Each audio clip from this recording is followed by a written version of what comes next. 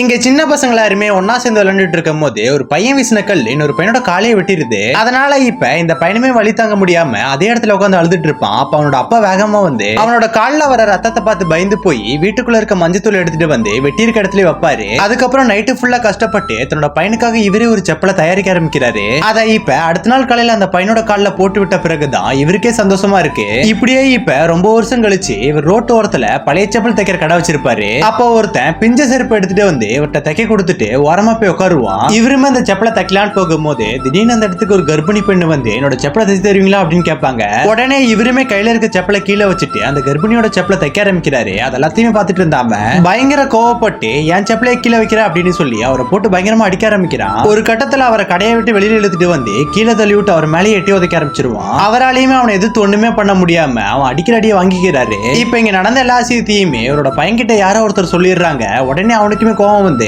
வேகமா தன்னோட அப்பா கிட்ட வந்து பார்க்கும்போது அவர் மண்டில கட்டோட இருப்பாரு. அதை பார்த்தோன்னே இவனுக்கு ரொம்ப கோவம் வருது. சோ உடனே இப்ப அங்க இருந்து கிளம்பி தன்னோட அப்பாவை அடிச்சவனை தேடி போக ஆரம்பிக்கிறான். ஒரு கட்டத்துல இவனுமே அந்த இடத்துக்கு போயிட்டு எங்க அப்பாவை ஏன் அடிச்சா அப்படின்னு கேட்கும் போது அவனுமே நக்கலா பதில் சொல்லுவான். அதனால ஓங்கி அவன் வயிற்றுலே குத்தி அவனை கீழே உட்கார வச்சு தான் கொண்டு வந்த கோணூசியாலே அவன் வாயை தச்சிருவான்.